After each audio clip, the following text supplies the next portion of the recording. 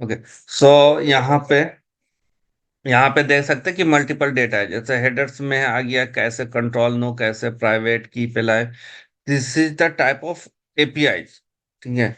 जो जब हम लोग एपीआईज बनाते हैं उस वक्त डिसाइड करते हैं तो क्या होता है, किस तरह का हमें डेटा देना है, किस कौन कौन से पैरामीटर्स हमें चेक करना है। जैसे यहाँ पे देखें कंटेंट टाइप क्या है, टेक्स्ट एचटीएमएल है, कैरेक्टर सेट यूटीएफ-8 है, डेट है, लोकेशंस है, पब्लिक की है। ओके। सो ये मल्टीपल डेटा है जो हेडर्स के फॉर्म में है। रेस्पॉन्स ये देखिए, ये रेस्पॉन्स हेडर है, यानी कि जब अगर आपने आपने अगर लॉग इन किया है, ठीक है। फॉर एग्जांपल मैं जाता हूं एक इसकी, ये मैं देता हूँ demo.qa.com। ओके। इसकी इसकी एग्जांपल देता हूं मैं आपको। यहाँ पे जाएंगे, ये डेमो क्यूए साइट है। इस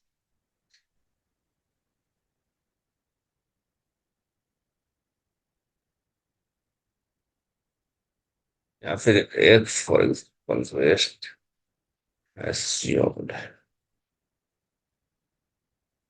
रेस्ट एस्योर्ड पे चले, इस साइट पे हम लोग चलते हैं। ठीक है? ये इट इज टेकिंग का, जैसे सपोज हमने ये रेस्ट एस्योर्ड एपीआई को यहाँ से हमने कॉपी किया एंड हमने यहाँ पे फॉर्म पे क्लिक कर, ये पोस्टमैन पे हमने उस पूरे यूआरएल को कॉपी कर दिया और सेंड करता हूं। मैं यहाँ पे सेंड क्लिक करता हूँ, I have not given anything. ठीक है। पेलोड में कुछ भी नहीं दिया, डायरेक्ट हमने क्या यूज किया है, प्लीज म्यूट योरसेल्फ। सो हमने ये पूरा लिंक को कॉपी किया और पोस्टमैन में पेस्ट किया है, ये जो टेक्स्ट एरिया है। और यहाँ पे मेथड हमने सेलेक्ट किया, यहाँ पे मल्टीपल मेथड है, बट हमने गेट सेलेक्ट किया है। और उसके बाद क्लिक किया सेंड पे। जैसे क्लिक किया सेंड पे, तो ये सेंड में जो है बटन के अंदर जो मेथड है वो कॉल करेगा इस एपीआई को। और यहाँ पे आप देख सकते हैं जब हमने यहाँ पे सेंड किया तो आफ्टर फ्यू सेकेंड हमारे पास ये डेटा आ गया। तो ये जो डेटा है ये एचटीएमएल के फॉर्म पे है ना। अगर मैं यहाँ पे चेंज कर देता हूँ जेसन के फॉर्म में, तो जो जेसन के डेटा है ये इस तरीके से दिखेगी। ओके। नाउ ये हमारा बॉडी है। कुकीज में क्या है, कुछ भी नहीं है। हेडर्स में देखे, हेडर्स में यहाँ पे मल्टीपल वैल्यूज हैं। ओके।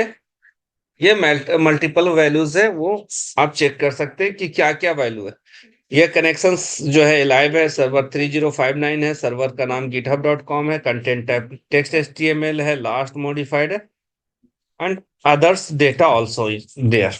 ओके।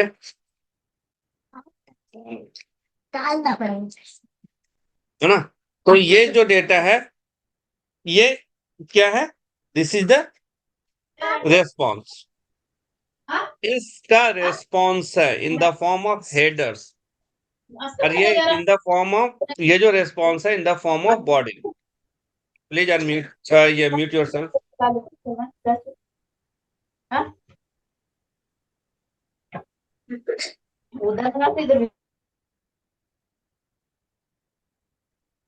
तो जो भी हम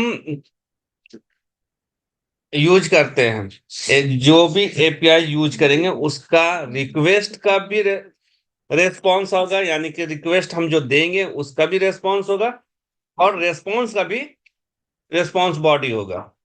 रिक्वेस्ट का भी लॉग हम जनरेट कर सकते हैं, रेस्पॉन्स का भी। वो सारा कुछ हम लोग देखेंगे आगे के सेशंस में। ठीक है।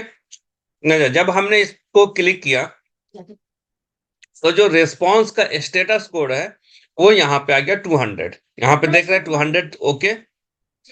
टाइम कितना लगा इसके रेस्पॉन्स, इस रिक्वेस्ट को रेस्पॉन्स करने में, तो 241 मिली सेकेंड। डेटा इसमें कितना है, 3.64 केबी डेटा है। ओके। Got my point. ये अगर एचटीएमएल फॉर्म में करेंगे यहाँ पे डेटा तो ये, तो पोस्टमैन ये सब लाके देता है क्या डेटा? हाँ क्या बोला। हाँ पोस्टमैन पोस्टमैन जो है ये सब डेटा लाके देता है क्या? नहीं, मतलब ये पोस्टमैन मालूम एक पड़ता है कि कितना डेटा। नहीं पोस्टमैन एक टूल है जिससे कि आप कोई भी रिक्वेस्ट करेंगे तो उसका रेस्पॉन्स जो भी होगा वो आपको यहाँ पे।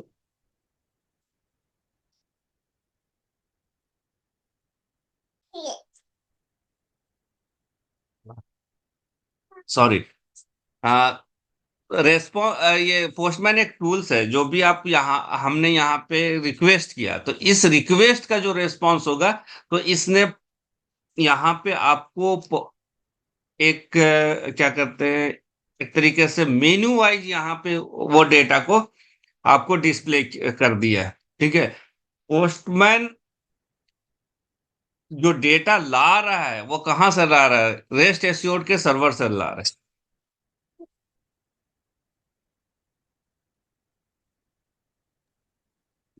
एक ओके। हम्म। ये पोस्टमैन टूल्स है। ठीक है। उसी तरीके से एक जे मीटर भी टूल्स है। एपीआई को चेक करने के लिए तो हर टूल का अलग अलग फीचर्स है। या हर टूल्स अपने तरीके से आपको डेटा रिप्रेजेंट करता है कि जो भी डेटा हम ला रहे हैं, जो डेटा हम ला रहे हैं उसको किस तरह से डिस्प्ले करना है। तो पोस्टमैन का काम सिर्फ ये है, डेटा रिप्रेजेंटेशन का काम है। ठीक है। Day okay. Data representation in the sense कि जो भी हम, और वो भी हर डेटा को रिप्रेजेंट नहीं करेगा, जो एपीआई के रेस्पॉन्स होंगे उस डेटा को ये रिप्रेजेंट करेगा। ओके। ओके। ऐसा नहीं है कि आप कोई भी डेटा, आप कोई भी रिक्वेस्ट दे दिए और वो यहाँ पे आपको इस तरीके से डेटा ला करके दे देगा। वो रेस्पॉन्स डेटा को देगा। ठीक है।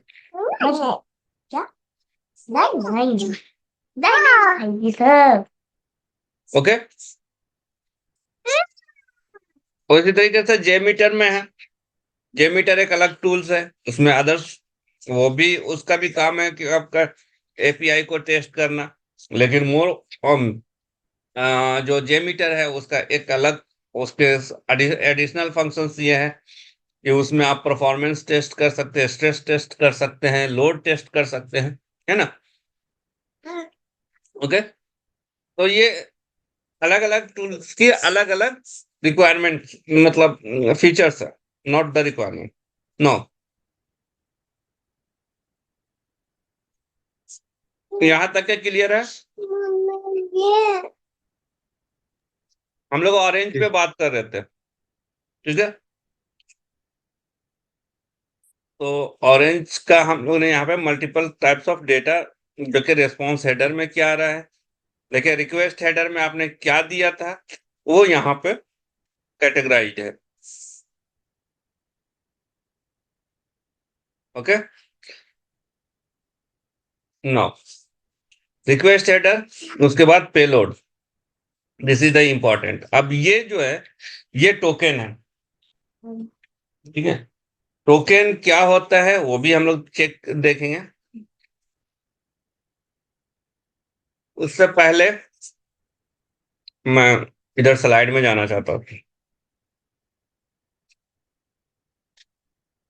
देखिए, चाहे वो सोप हो या रेस्ट हो, ठीक है, उसमें कुछ जो आपका मेथड है वो हम लोग यूज करते हैं, जिसको हम लोग क्रूड बोलते हैं। क्रूड ऑपरेशंस, क्रूड ऑपरेशंस के मतलब create, read, update and delete करने की जो फंक्शंस है किसी भी डेटा के अंदर, यही चार फंक्शंस कर सकते हैं, राइट।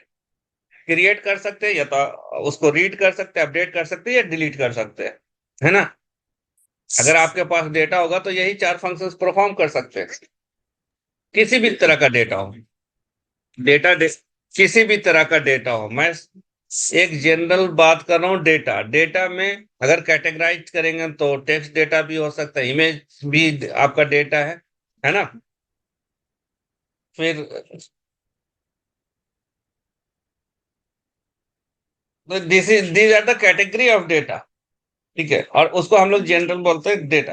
अगर मैं म्यूजिक की बात करूं तो वो भी एक तरह का डेटा है। अब वो म्यूजिक क्या रिप्रेजेंट कर रहा है उससे हमें मतलब नहीं है। म्यूजिक मीन्स कुछ ऐसा साउंड्स जो कि यू फील बेटर उसके सुनने के बाद, है ना। This is the general concept. तो मैं म्यूजिक की बात करूं तो म्यूजिक में आप क्या कर सकते हैं, या तो म्यूजिक को क्रिएट कर सकते हैं, ठीक है, उस म्यूजिक को रीड कर सकते हैं, रीड मीन्स लिसन कर सकते हैं। अगर आपको ठीक नहीं लगा तो उसको अपडेट कर सकते हैं, और बिल्कुल बेकार है तो उसको डिलीट करके खत्म कर सकते हैं। यही ऑपरेशंस कर सकते हैं ना। फॉर एग्जाम्पल एसक्यूएल सर्वर,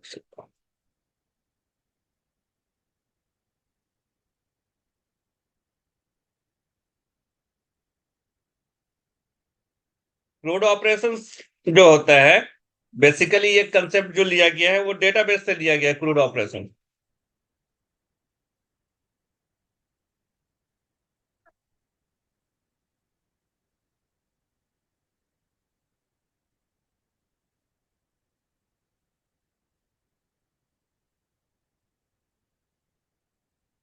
ये हमारे पास कुछ डेटा है, ठीक है जी। इसको बड़ा करके रिजल्ट नहीं दिख रहा है ना। रिजल्ट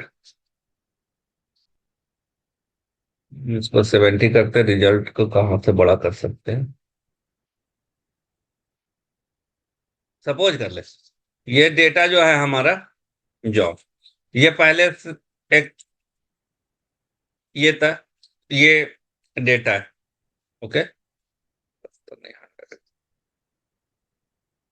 हमने कॉपी कर लिया यहाँ से डेटा को, ठीक है जी। तो ये नाम है अभी,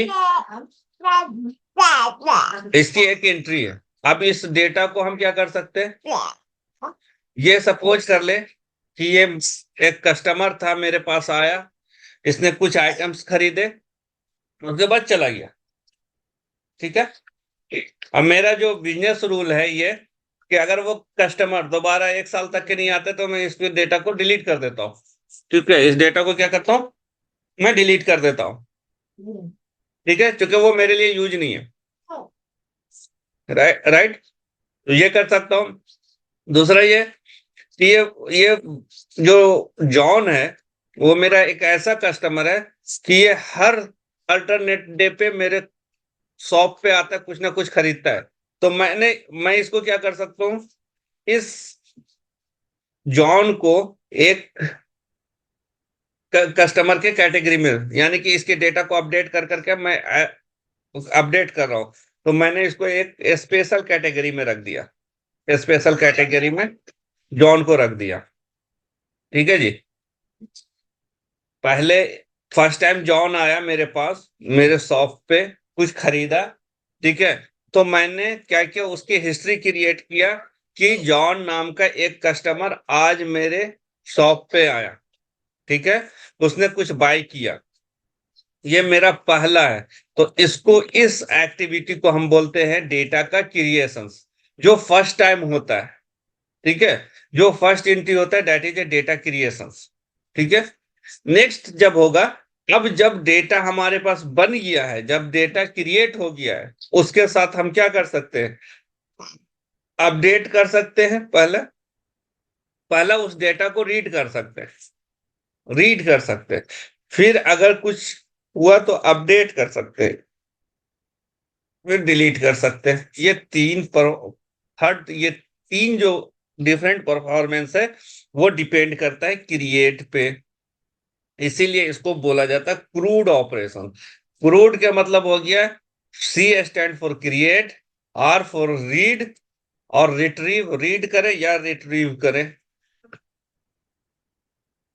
ठीक है, और यू फॉर अपडेट और डी फॉर डिलीट।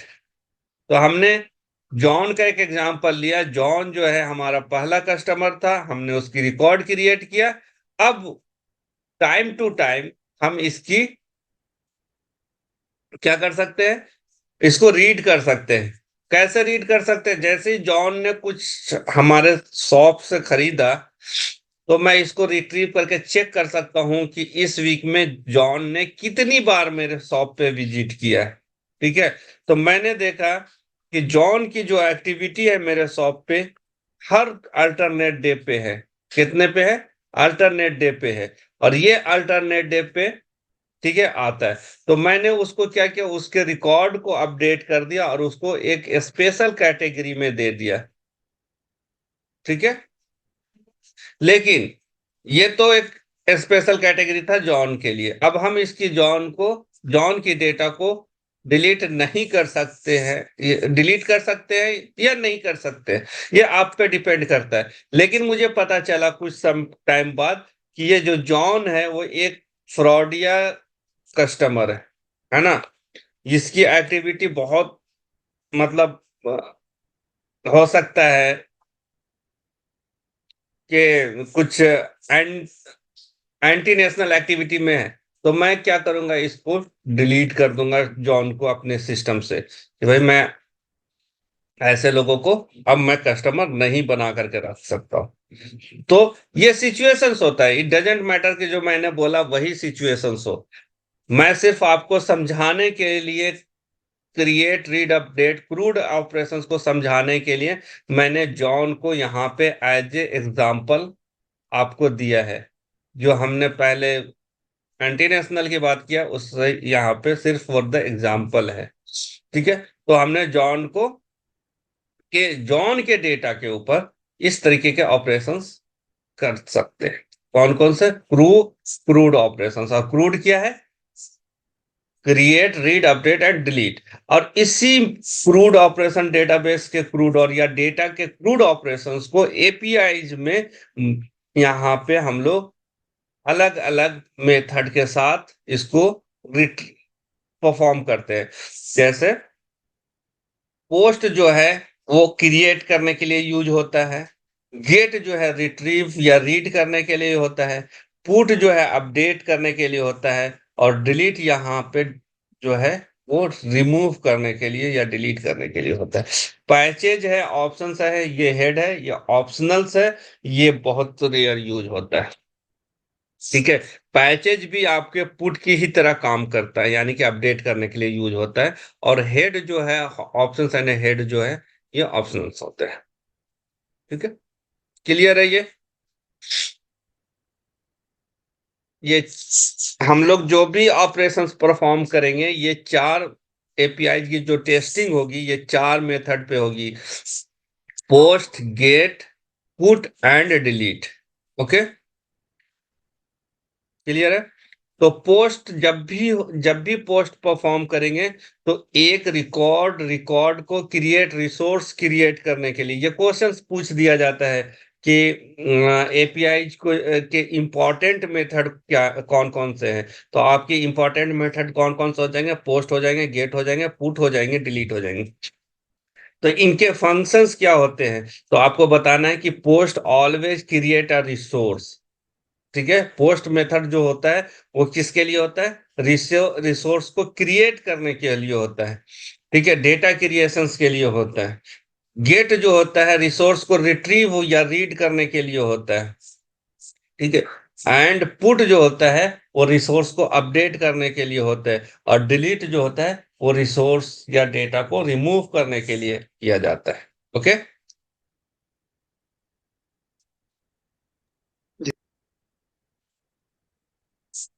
ये याद रहेगा, पोस्ट, गेट, पुट, डिलीट। जी सर। Sir okay. पैच का यूज नहीं करते हैं सर हम। पैट बहुत रेयर यूज होता है। डिफरेंस क्या है सर पुट एंड पैच में? दोनों एक ही तरह से काम करता है। आज तक मैंने पैच यूज नहीं किया। पैच मेथड आज तक यूज नहीं किया हमने। ये पैच मेथड जो है अपडेट के लिए तो होता है, लेकिन मुझे देखना पड़ेगा इसके लिए पैच, क्योंकि मैंने पैच पे कभी काम नहीं किया। Okay sir. Okay now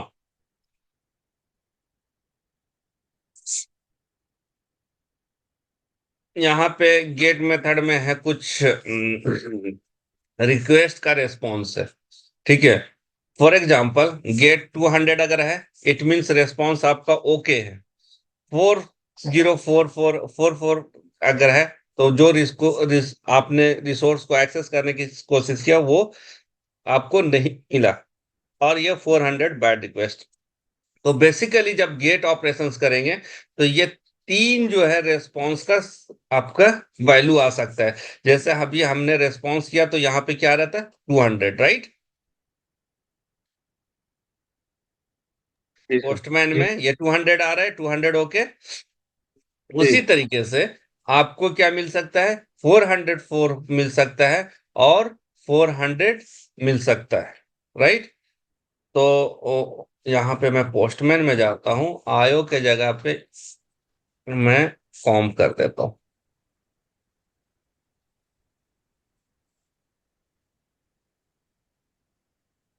com है, ईडी देखता हूँ, ईडी भी होगा चाहिए। ठीक है। Could not send the request, request send नहीं हुआ, नॉट फाउंड, है ना, not found status your ED. ठीक है। अगर मान लिया यहाँ पे हमने आयो दिया था, राइट, यहाँ पे, और उसके बाद मैं बोलता हूँ search for not for, right, not found, means जो ये सर्च हमने रिसोर्स को एक्सेस करना चाहा, इट इज नॉट देयर। अगर मैं यहाँ पे कस्टमर देता हूँ तो कस्टमर भी 404 होगा, राइट। Got my point. जी सर। तो इस तरीके से अलग अलग रेस्पॉन्स होंगे, और उस रेस्पॉन्स का मतलब यहाँ पे आपके, अब अगर हमने पुट किया तो जो ये बना हमारा रिसोर्स बना, तो उसके लिए ऑन सक्सेस पे क्या आएगा, 201 आएगा। ठीक है।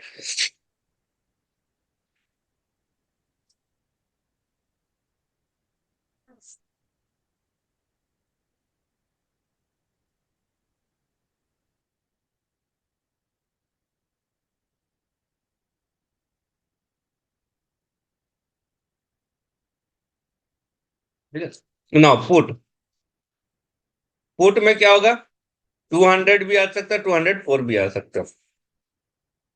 ठीक है, और 201 ऑन द सक्सेसफुल। ठीक है। समटाइम्स क्या होता है, हम रिक्वेस्ट करते हैं तो बैड गेटवे आ जाता है, या internal server error. Internal server error means कि सर्वर डाउन होगा, जहां पे हॉस्टेड होगा एपीआई, वो सर्वर डाउन हो सकता है, या किसी भी वजह से रेस्पॉन्स नहीं कर रहा है, या क्रैश कर गया, किसी भी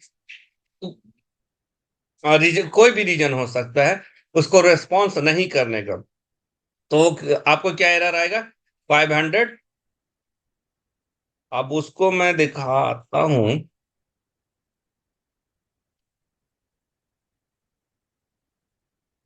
इंटरनल सर्वर एरर, हाँ।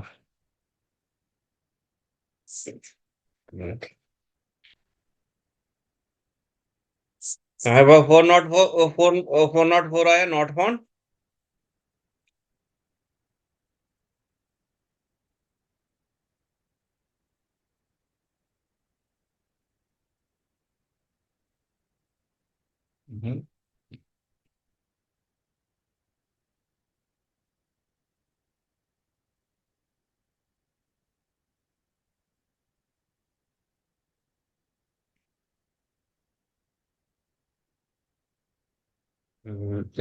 फोर नॉट फोर तो आता है।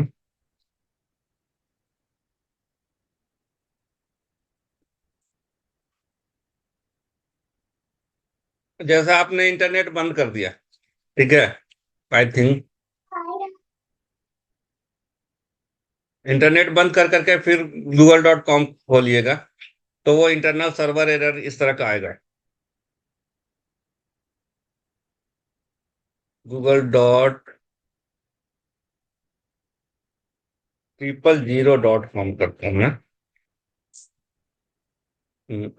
वो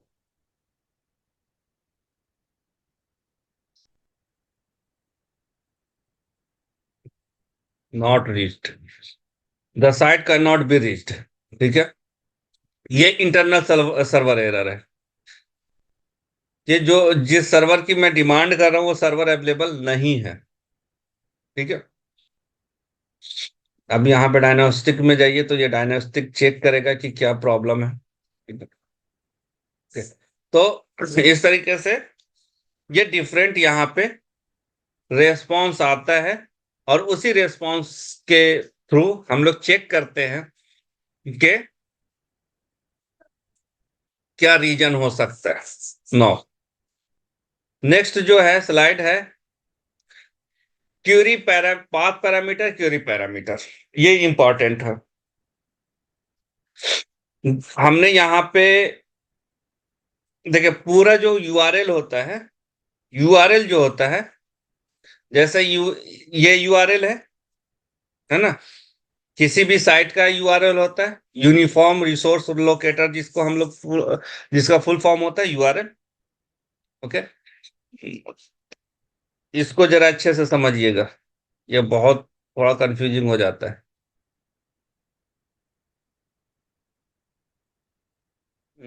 इसको भी बड़ा करने के लिए मुझे क्या करना पड़ेगा? हम्म, आप क्या दिख रहा कीजिए, आपके पास अगर माउस है तो कंट्रोल पकड़ के स्क्रॉल अप कर लीजिए, सब बड़ा हो जाएगा। है, control up. Yes, thank you. Okay. और उल्टा करना है तो डाउन कर लेना। हाँ हाँ, ओके, थैंक यू। तो ये डेमो डॉट क्यू ए, ये यूआरएल है, राइट? इसको हम लोग बोलते हैं यूआरएल। यूआरएल में जो यूआरएल जो कंप्लीट यूआरएल होता है उसमें तीन चीजें होती हैं: यूआरआई, यूआरआई, और ये है यूआरएल पूरा। फुल यूआरएल क्या है? Uniform resource locator. और आई क्या हो गया? Indicator, uniform resource indicator. उसके बाद होता है हमारा क्वेरी पैरम, नहीं, पाथ पैरामीटर। और उसके बाद हमारा होता है क्वेरी पैरामीटर। ठीक है, ये यूआरएल कंप्लीट है। ठीक है, ये कंप्लीट यूआरएल जो होगा कि यूआरएल के अंदर ये तीनों चीज हो सकता है। ओके, ये तीन चीज हो सकता है: यूआरआई हो सकता है, यूआरएल पाथ पैरामीटर्स हो सकता है, क्यूरी पैरामीटर्स हो सकता है। अब यहाँ पे यूआरआई जो होता है उसको हम लोग बोलते हैं बेस यूआरएल, बेसिक। जैसे अगर यहाँ पे देखें तो डेमो.com, ये जो है ये कंप्लीट। अच्छा, एक चीज और, समटाइम्स और मोस्ट ऑफ द टाइम्स ये अवेलेबल नहीं हो सकता है। पाथ पैरामीटर, क्यूरी पैरामीटर्स नहीं हो सकता, सिर्फ यूआरआई होगा। बेस जो होगा यूआरएल, वो बेसिक यूआरएल हो सकता है। ठीक है, लेकिन अगर किसी यूआरएल के साथ यूआरएल के साथ हम यहाँ पे सिर्फ यूआरआई भी हो सकता है, यानी कि basic URL, server name, server name अगर हम यहाँ पे दे दें तो वो ज्यादा अच्छा होगा। और यूआरएल कंटेंट सोर्स हो सकता है यूआरआई प्लस पाथ पैरामीटर। क्या हो सकता है? Path parameters. और फिर यूआरएल आपका क्या हो सकता है? ये भी हो सकता है, एक यूआरएल इस तरीके से फॉर्म कर सकते हैं। यानी कि ये आपकी फॉर्मेशन है यूआरएल की। सिर्फ बेसिक भी हो सकता है, यूआरआई के साथ, यूआरएल के साथ यूआरआई हो सकता है, पाथ पैरामीटर हो सकता है, और या फिर यूआरआई के साथ यूआरएल कंप्लीट, उसमें यूआरआई कंटेंट होगा, पाथ पैरामीटर होगा, और क्यूरी पैरामीटर्स होगा। अब देखते हैं कि बेसिक क्या है। जैसे यहाँ पे हमने यहाँ पे दिया demo dot Q A, it's a basic URL, URL है जो कि डायरेक्ट सर्वर का नाम दिया।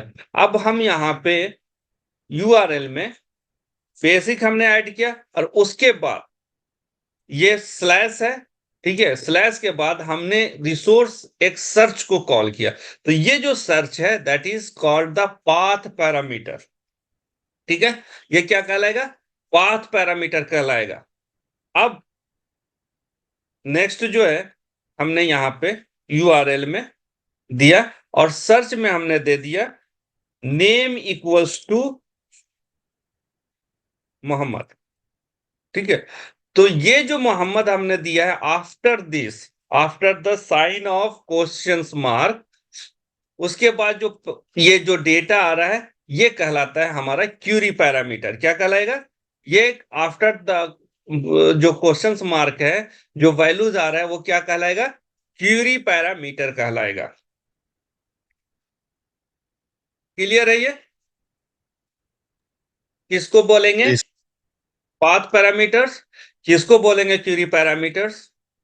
ठीक है, एक और एग्जांपल लेते हैं।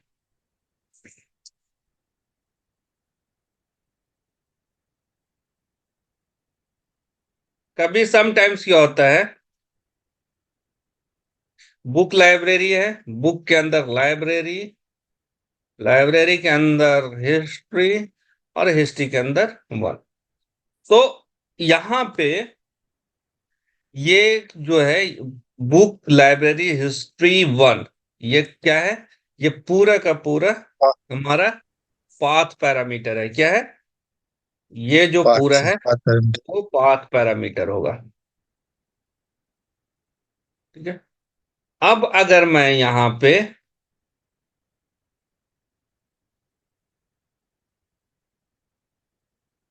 ये देता हूं, और इसके बाद मैं देता हूं वन में जाइए, और की जो है 1 2 3 4 एंड,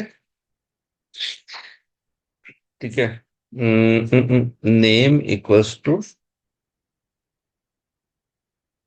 ये इस तरह का, एंड एक और क्वेरी पैरामीटर एंड आता है, या नेम होता है, या सेमी नेम हिस्ट्री। ठीक है, तो ये पूरा का पूरा जो होगा आफ्टर द मार्क्स ऑफ, ये क्या क्या कहलाएगा? Query parameters. ठीक है, तो ये इस तरीके से भी हो सकता है। ओके, अब क्यूरी पैरामीटर और पाथ पैरामीटर में डिफरेंस होता है, पाथ पैरामीटर और क्यूरी पैरामीटर में डिफरेंस होता है। ठीक है, पाथ पैरामीटर क्या होता है? It always look the resource, always look और सर्च द, लुक और सर्च द रिसोर्स। ठीक है, मे बी कि वो जो रिसोर्स है वो अवेलेबल हो भी सकता है, नहीं भी हो सकता है। राइट, जैसे फॉर एग्जाम्पल हमने यहाँ पे ये जो बुक है टिल हियर, मैं इस रिसोर्स को सर्च कर रहा हूं सर्वर पे, तो ये वहां पे हो भी सकता है, नहीं भी हो सकता है। ठीक है, लेकिन क्यूरी पैरामीटर क्या है? क्यूरी पैरामीटर है ये फिल्टर कर रहा है, filter the resource, filter the resource. यानी कि अगर हम इसको इस तरीके से बताएं कि हमारे पास रिसोर्स है, रिसोर्स अवेलेबल है, हमारे लाइब्रेरी के अंदर बुक शेल्फ में मल्टीपल बुक्स है, बट उस बुक्स में हमें किसका, कौन सा बुक्स चाहिए? जिसका की हो 1 2 3 4, एंड उसका नाम जो है हिस्ट्री हो, history of northern India, history of southern India, ये नाम मैं दे दे रहा हूं। ठीक है, तो ये पर्टिकुलर मैं क्या कर रहा हूं, उस रिसोर्स से फिल्टर कर रहा हूं, है ना? तो फॉर एग्जाम्पल अगर मैं एक दूसरे लफ्ज में कहूं, तो जैसे मैं एक रेस्टोरेंट में गया, ठीक है जी, रेस्टोरेंट में गया, और मैं उस रेस्टोरेंट में क्या है, मैं रिसोर्स को एक्सेस कर रहा हूं, यानी कि वहां की जो फैसिलिटीज है उसको एक्सेस कर रहा हूं, तो वो कहलाएगा पाथ पैरामीटर। जैसे आपने बिरयानी एक्सेस किया, तो ये पाथ पैरामीटर कहलाएगा। लेकिन मैं अगर यहाँ पे इस रिसोर्स को फिल्टर करना चाहता हूँ, क्योंकि उस रेस्टोरेंट के अंदर बिरयानी जो है मल्टीपल टाइप्स के हैं, और अगर मैं बोलूं कि यहाँ पे हैदराबादी बिरयानी हमें चाहिए, तो मैं क्या कर रहा हूं, I am filtering the particular data from the collections. हम कलेक्शन से डेटा को फिल्टर कर रहे हैं। अच्छा, ये भी हो सकता है कि इट माइट बी देयर और it might not be there, means वो अवेलेबल हो सकता है और नहीं भी अवेलेबल हो सकता है। क्लियर है ये चीजें? Request parameter, request query parameter, जी सर। Path parameter, URL. जी। ठीक है। नौ, अभी हमने पोस्टमैन पे देखा, ठीक है।